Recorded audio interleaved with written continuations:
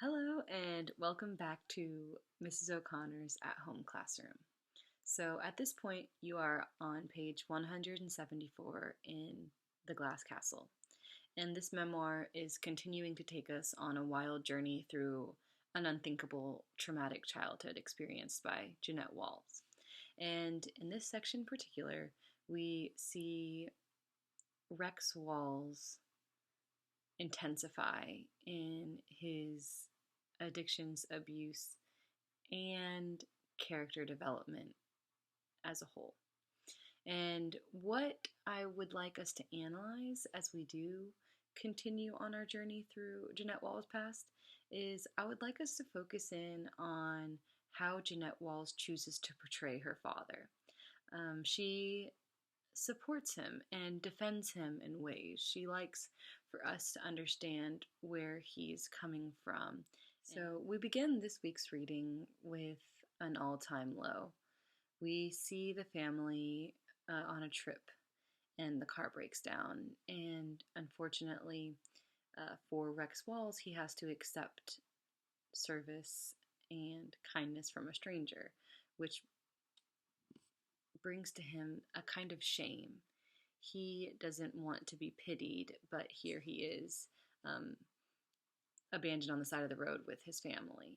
And he, after they do eventually return to their home, he disappears for 3 days and comes back.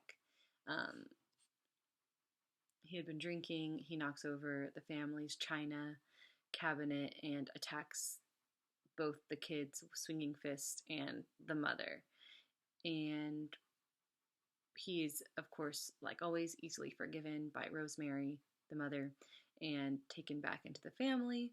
But Rosemary decides that the family needs to move to West Virginia.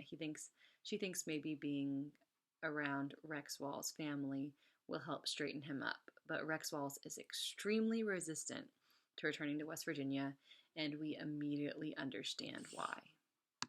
In West Virginia, we meet Rex Walls' mother, Irma. And Irma is an unkind, cold soul who as we get to know her and as Jeanette Walls continues to reveal details about her, we begin to understand Rex Walls and the woman who raised him. We also understand the culture of the town where Rex Walls grew up in Welch, West Virginia. And this town suffers from immense amounts of poverty and violence, and the education system is lacking, to say the least.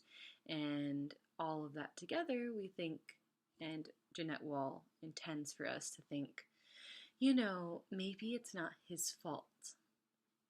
But the story, this novel, The Glass Castle, argues against that point.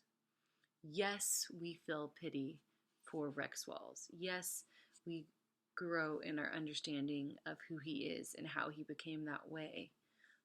But who else experiences the same trauma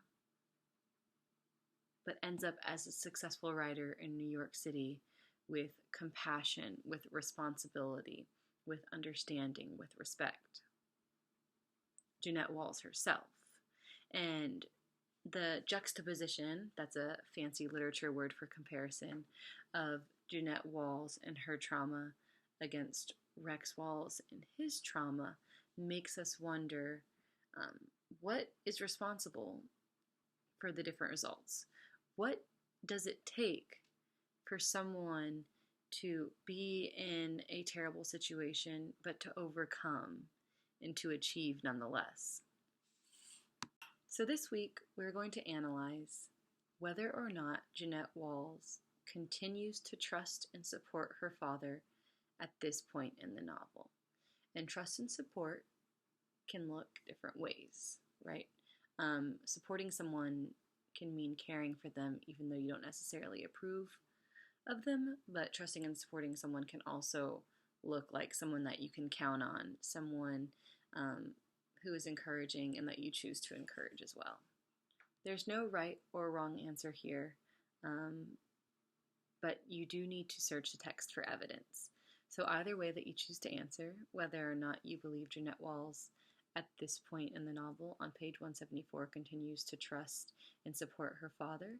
Make sure that you have textual evidence to support your opinion. I hope you are enjoying the novel thus far, and I can't wait to discuss with you all, even if it must be virtually.